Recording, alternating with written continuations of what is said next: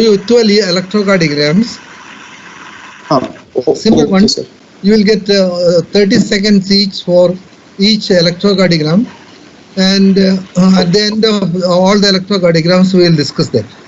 So please, all of you, write down the diagnosis. Okay, sir. Okay. Let's start with the first Yes. one. We'll get Yes, yes. 30 seconds for each slide. Yes, sir. Um, yes, sir. We can see the ECG, sir. Okay, this is the first one. Yes. Okay. You will take 30 seconds.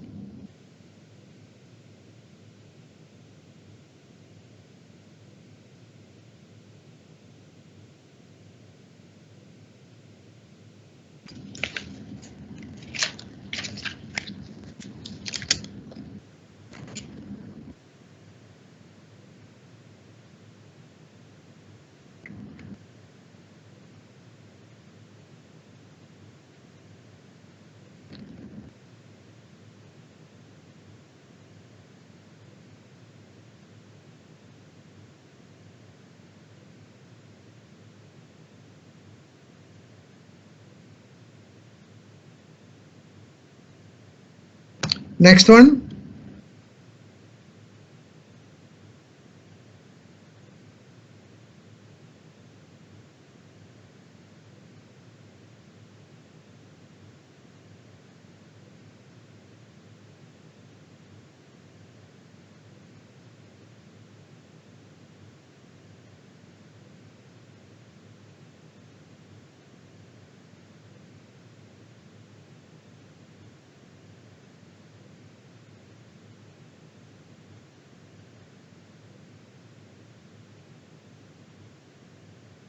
Next one.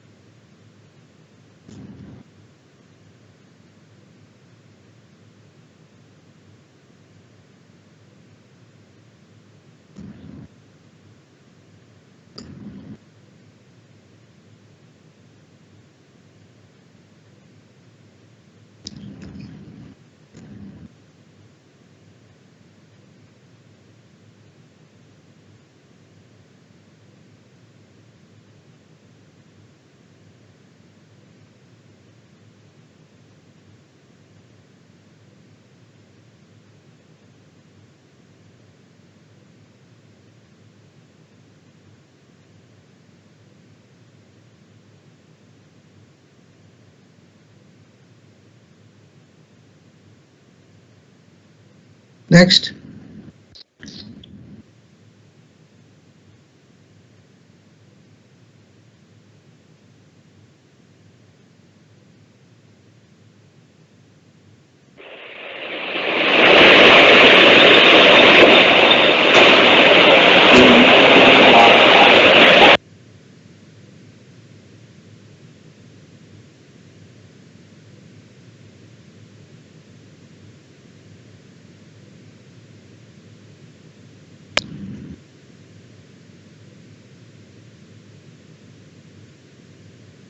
Next.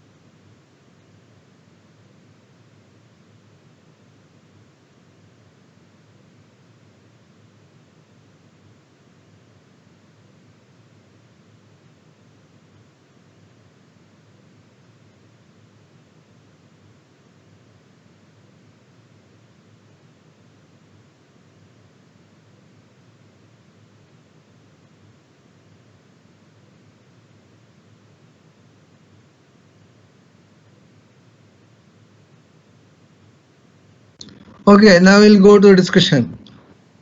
What is the first ECG? Anyone? The first ECG. Nikhil, are you there? Are you able to hear? Yes, sir. Yeah. What is the Yes, first sir. ECG? Yes, sir. Yes, sir. One second, sir. So the first ECG is a rhythm strip, sir, with a rate of 1 second. The rate of 100, sir, and P axis the lead 2. So I'm assuming it's a normal axis, sir. It is positive. Then coming to P waves, sir. P waves not able to appreciate. They are hidden. Just after the inside the T wave or just after the T wave, sir. Which one? And P wave, sir. P wave. Which one do you think is the P wave? Sir, just preceding, following T wave, sir. What is this wave? What is this wave? There are two waves here. Sir, 1 second, sir. Yes, sir. Yes, the first one is T wave, sir. The second one is P wave. Do you think that the T can be so close to QRS complex? What is the duration of the ST segment usually? Duration. What is the duration of ST segment? Around 200 milliseconds, sir. Oh, that is too long. What? 44, 20. 200 milliseconds means ST segment will be how much? It will be 5 divisions. That is too long. QT interval, no. Yes. QT, what is the normal QT interval? So normal QT will be around 260 to 440 milliseconds, sir. 260 is too short. Usually it is around 400 to 420 in males and up to 440 in females. Yes. Yes. That's a corrected QT interval. Okay. So what is the what is the ST segment?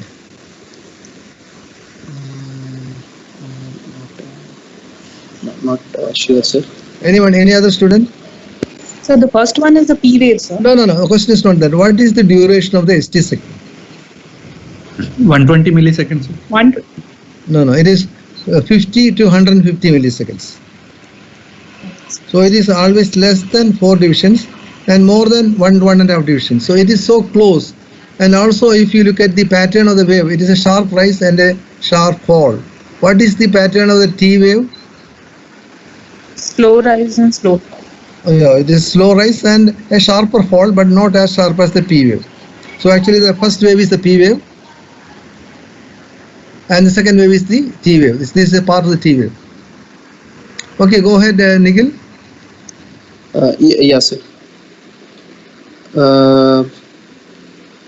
Sir, your voice. So 1 second, sir. There are actually 2 groups formed, sir. Some people are not able to join. Sir, can you repeat, sir? What? No, you described that there is a the rate is around 100, and Yes, there is a 2 waves are seen, and we have Yes. discussed that point. That is the first is the P wave, and the second is the T wave.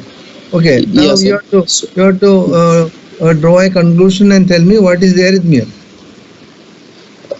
Sir, it looks like P wave is conducting at its own rate and QRS is at its own rate. So Why do you think that way? Because there is a Q wave which is there is a T wave which is there is a P wave attached to the QRS complex. So why are you saying that they are independent? Where is the evidence of heavy dissociation? It's a nodal tachycardia. Beg your pardon? Nodal tachycardia. Why do you say it's nodal tachycardia? So it is narrow complex regular tachycardia with the short RP interval. But the RP interval is more than 70 milliseconds. So most probably it's a orthodromic AVRT. Sir. Now, do you think that see it is a long lead 2 which is showing a upright P wave? So do you think that it is from the junction? No, sir. So the P wave is upright. So where is it coming from?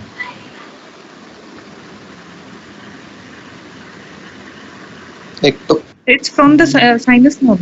Oh, it is coming from the sinus node. So which T is attached to the P wave? Is it the the QRS preceding the P wave or the QRS following the P wave? QRS following the. Yes, if it is a sinus rhythm, P should precede the QRS complex. QRS. So what is the arrhythmia here?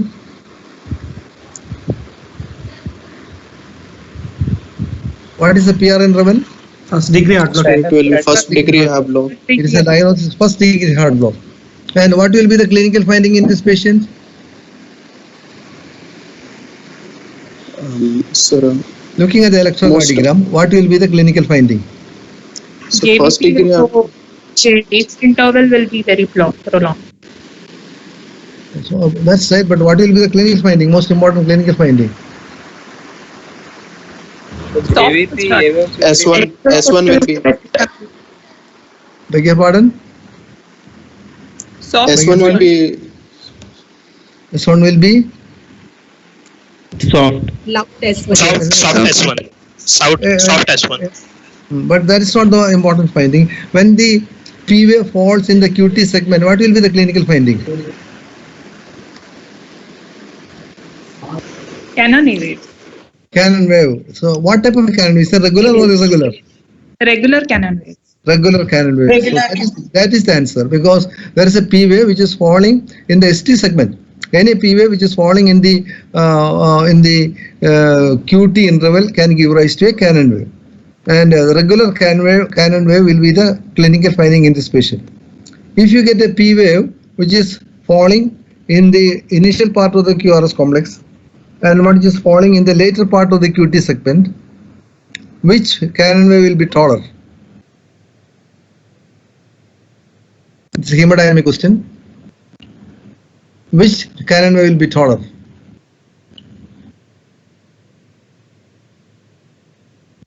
Can you repeat the question, sir? Initial.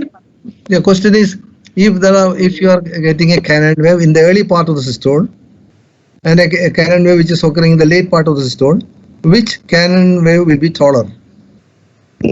Later part of the system. Yes, later part of the systole it will be taller. What is the explanation? Atrial contraction and ventricular systole coincide with each other. No, that should be there for a cannon wave. When the cannon wave occurs when atrium contracting over a closed atrioventricular valve. My question is that the cannon wave occurring in the early systole or late systole, which will be taller or which will be more prominent?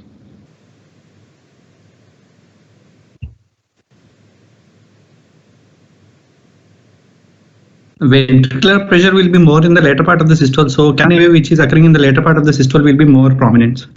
No, why? What is the relationship between the ventricular pressure and the cannon wave? Because will the ventricular pressure be transmitted to the atrium? Atrial filling would have occurred, sir. Yeah. Atrial filling would have occurred. The atrium will have filled, it would have stretched, and that will give rise to a more powerful atrial contraction when it occurs in the later part of the systole. Is it clear to you? And when the cannon wave occurs in the later part of systole, already the atrium has filled very well. The V wave, because of the atrial filling, has already happened. The atrium is stretched, and according to the Starling's law, when it is stretched, it has got an increased force of contraction that will give rise to a taller cannon wave. So cannon wave occurring in the later part of the systole will be much taller than the cannon wave occurring in the early part of the systole. Let's go to the next one. What is this? This is a very simple one.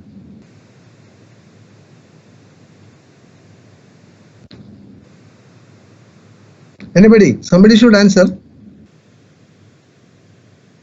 This is a very simple electrocardiogram. There is nothing complex about it. Atrial fibrillations. Yes, atrial fibrillation. Ashman's. Atrial fibrillation. Ash. Not exactly Ashman phenomenon. You can say that atrial fibrillation with fast ventricular rate. That's all. First Yeah, because it's quite irregular. Whenever you find any irregular rhythm, always diagnose it as atrial fibrillation. Very good. What is this? Carotid sinus massage leading to sinus bradycardia. Yeah, there is actually almost a sinus arrest. Sinus pause, sir. It's a sinus pause. Sinus arrest, sorry. arrest. Yeah, it is sinus arrest for how long? Almost 20 large boxes. So Yes, it is. it will be Actually- 20 into 5, 4. Actually, this is a P wave, and the next sinus P occurs only here. This is actually a ventricular escape bit. Rhythm in the There is a P Yes, wave. yes. Yes, Next sir. is here. So far away, almost it is. I think it's about around 10 or 11 seconds. 10 seconds, 11 seconds. So what do you call it? Arrest, sir. Sinus arrest. The sinus arrest is there, but it is what when you are Carotid hypersensitive carotid sinus. What is the duration of sinus arrest required to diagnose hypersensitive carotid sinus? More than 3 seconds. More than 3 seconds. What are the different types of hypersensitive carotid sinus response? Carotid sinus syndrome. Vasomotor. Not vasomotor. Cardio inhibitory, Cardio-inhibitory. vasodepressor, and mixed. Yeah, the cardio-inhibitory and cardiodepressor or vasodepressor and mixed. So these are the 3 types. Okay, very good. We'll go to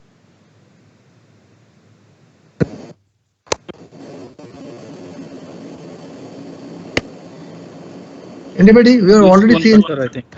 2:1. It's SVT, long RP tachycardia.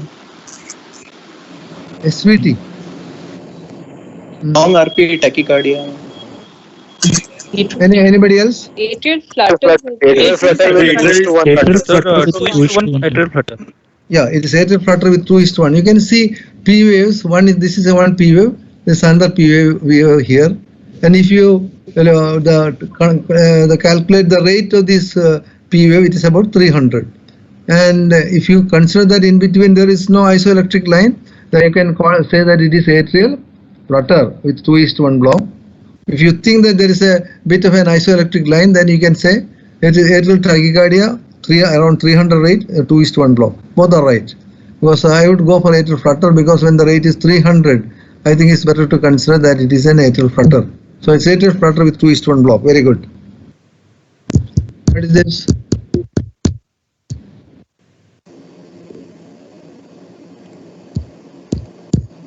VT, sir.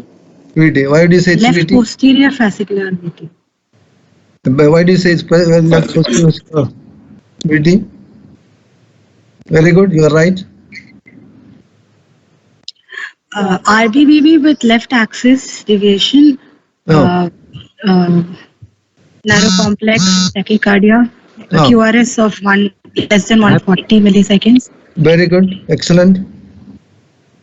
And also you can play one more point that actually the first R wave of the initial simulating right bundle branch block, that's called, which is taller, and the next one is less tall. So whenever this combination happens, you can always think of the possibility of ventricular tachycardia. So it is in ventricular tachycardia that the first, that's R is taller than the R dash wave. So you can consider it as because it is narrow, less than 140, and it has got a left axis deviation. So you can think that it is a left posterior fascicular VT. Very good. Excellent. What is this?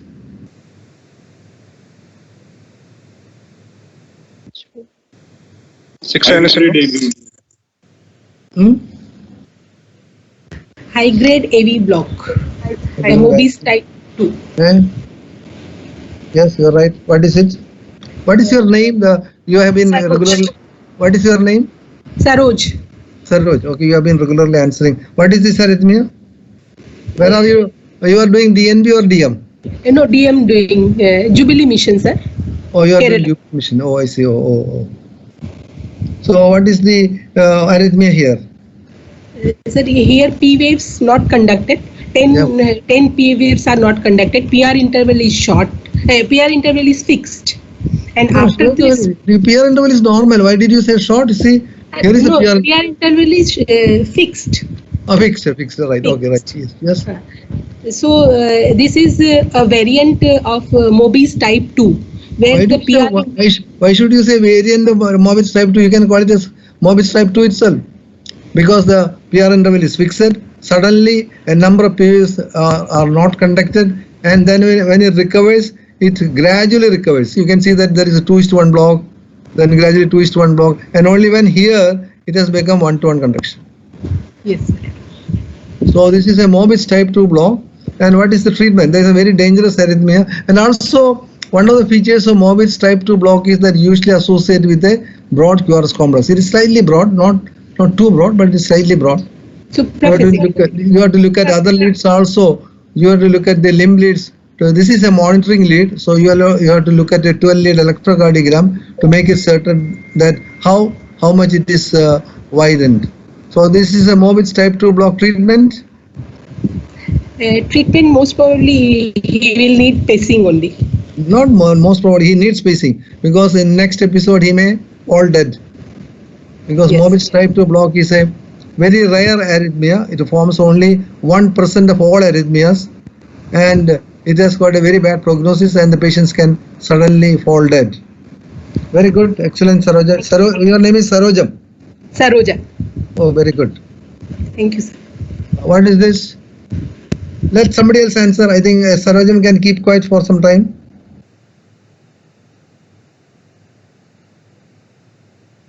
What is this? I think this is Atrial tachycardia with 2:1 conduction. Atrial tachycardia with 2:1 conduction. atrial tachycardia with 2:1 conduction. Anything more?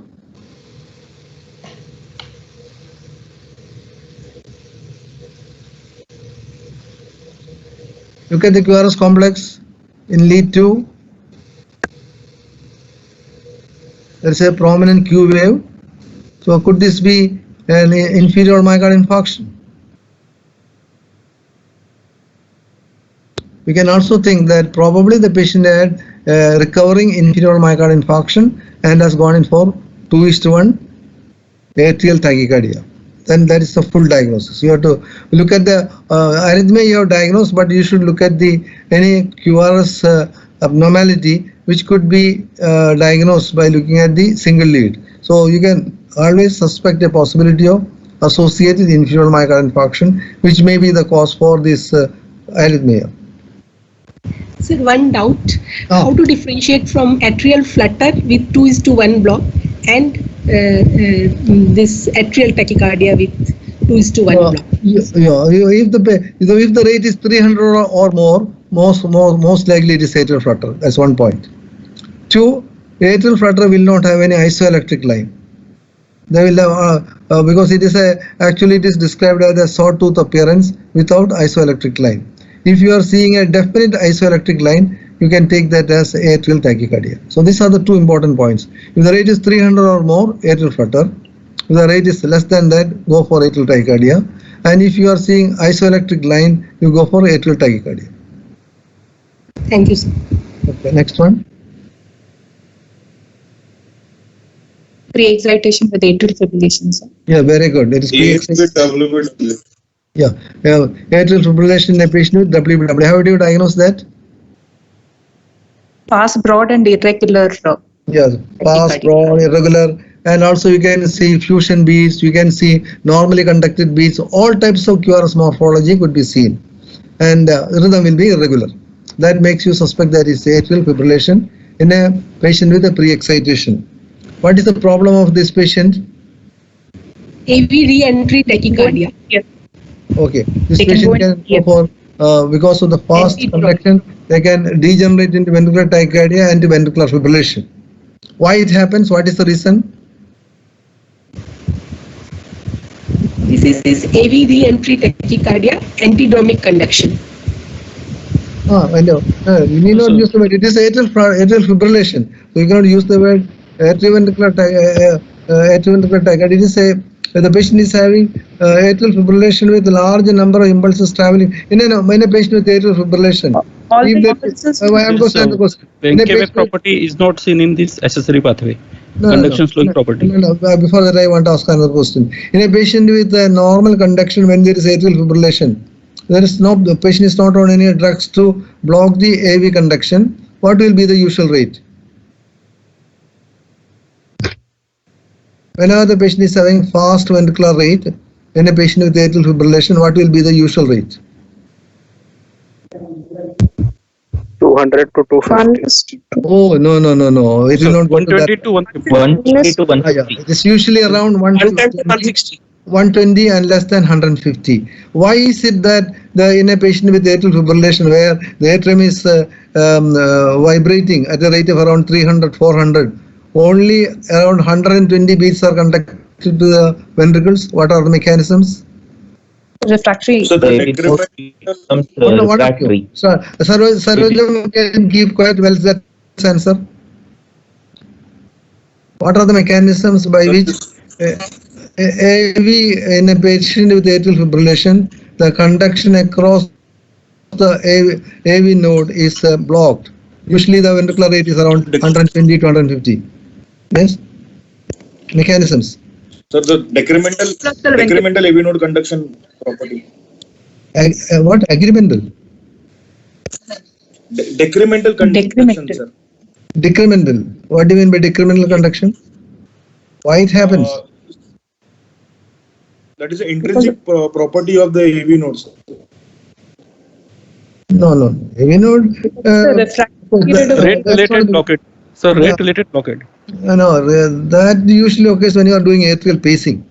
But in atrial fibrillation, mechanisms are different.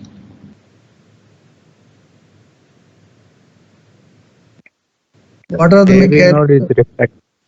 Why do they become refractory?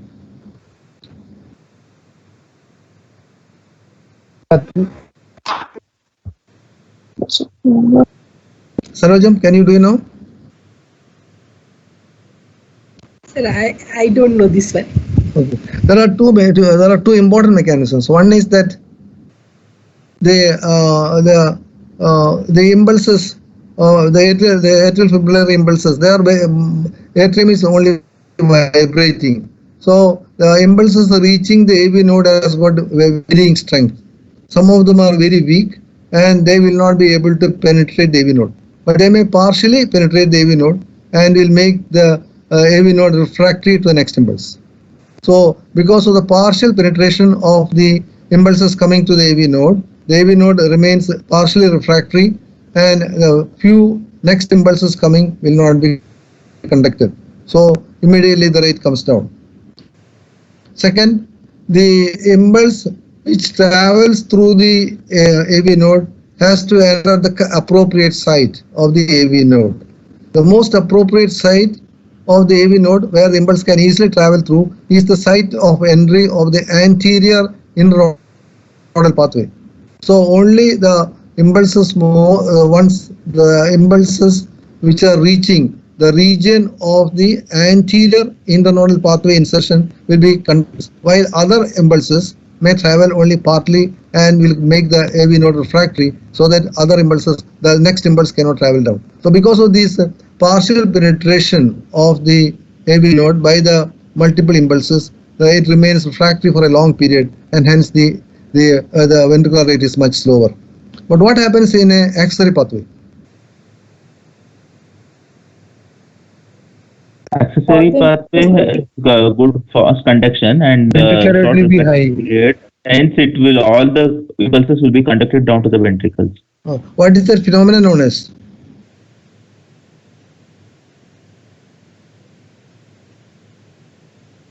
Actually, refractory period is it more for the axillary pathway or more for the AV node? More for accessory pathway. AV node. No, it's axillary pathway. The refractory period is more for the axillary pathway. But axillary pathway has got another phenomenon. When more and more impulses come, there is something known as incremental conduction.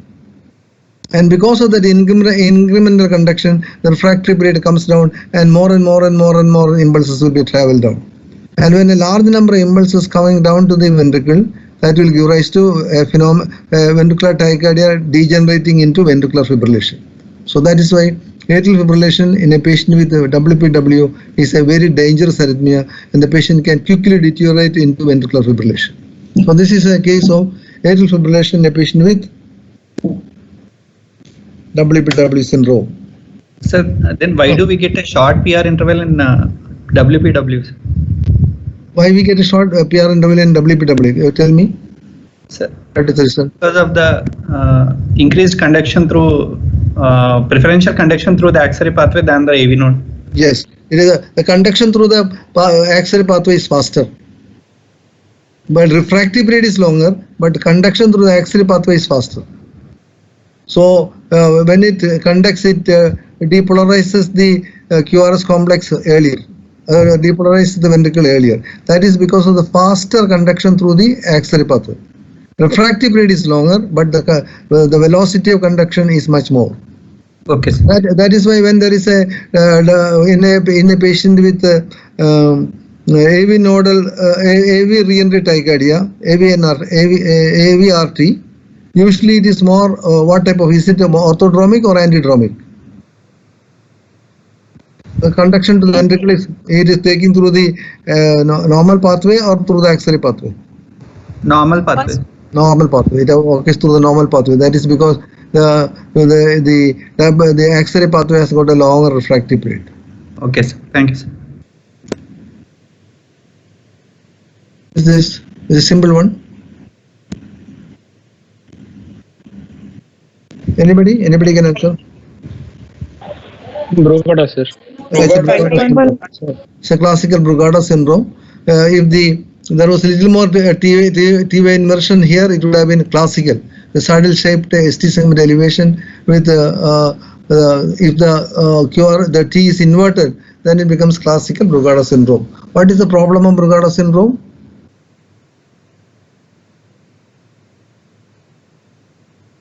What are the types of Brugada syndrome and what is the problem? Once you see a patient with this electrocardiogram, what should be your management strategy? 3 types are this. Type 1, yes, type 2. Yes.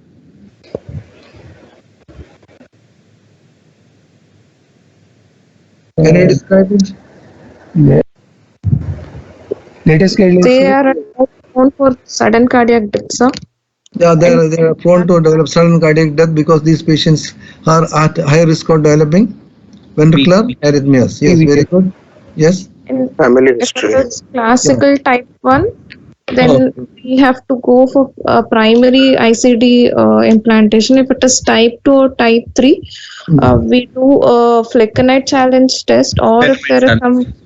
Yeah, flecainide, or you can give procainamide, and if suddenly it develops into a type 1, that is a sure evidence that this patient has got a Brugada syndrome. But regarding the treatment part, what will you decide? How will you decide? Only when there is a suspended cardiac arrest or any strong family history of Brugada, sudden cardiac death in the family, then we go for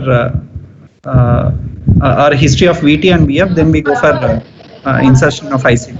Yes, ICD is indicated if there is a family history of sudden cardiac death, or if the patient had episodes of short spell giddiness or syncope. These are the indications where the patient should go for it. Or Holter monitoring showed non-sustained VT, and these are indications for putting in a ICD in these patients. Okay, right. Very good. What is this?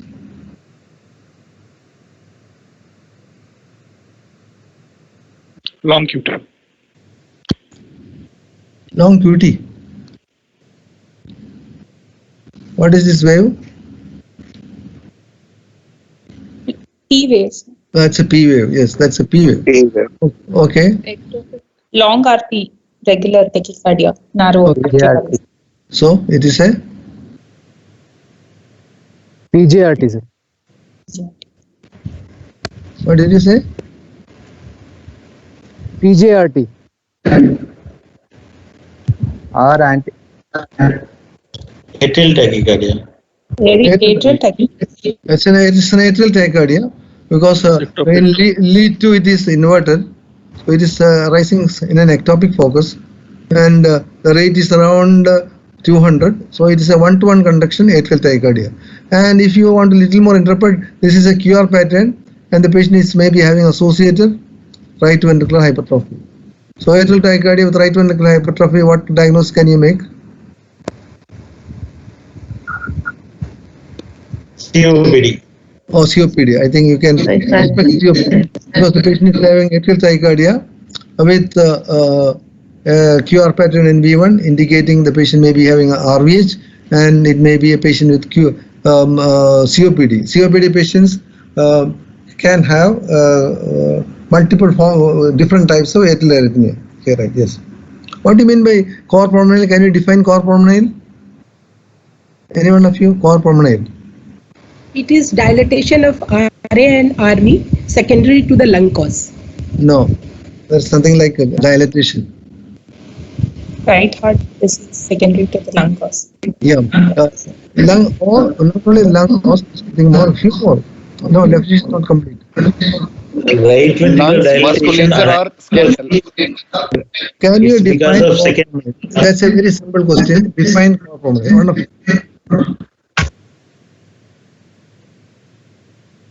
Right ventricular hypertrophy or dilation secondary to parenchymal, chest wall, or vascular. Okay. Provided the left side is normal. There is So cor pulmonale is defined as RV involvement. It could be in the form of RVH, or it could be RV failure or RV dilatation, any is enough. So RV involvement secondary to the parenchymal, so bony cage or vascular involvement of the pulmonary system with the left side of the heart being normal. That is the full definition. Okay, next one. Sir, in this X-ray, in this ECG, why can't it be a PJRT as someone has said? PJRT means I couldn't follow that. PJRT means permanent junctional reentrant tachycardia. Permanent junctional. Paroxysmal or permanent junctional reentrant tachycardia. PR interval is sufficiently high to call this PGRT. I think P should be. That's associated with fetal bradycardia. I don't know whether the rates are also fast. Usually rates are also 150. At this PR interval, we cannot call PGRT. PR is sufficiently high. Because not only that, usually the re-entry tachycardias, especially junction re-entry tachycardias, rate is usually less than 200. Whenever there is a fast rate which is about 200 or near about 200, you should always suspect an atrial tachycardia. Here the rate is 200. Usually the rate is much slower. Thank you, sir. Right.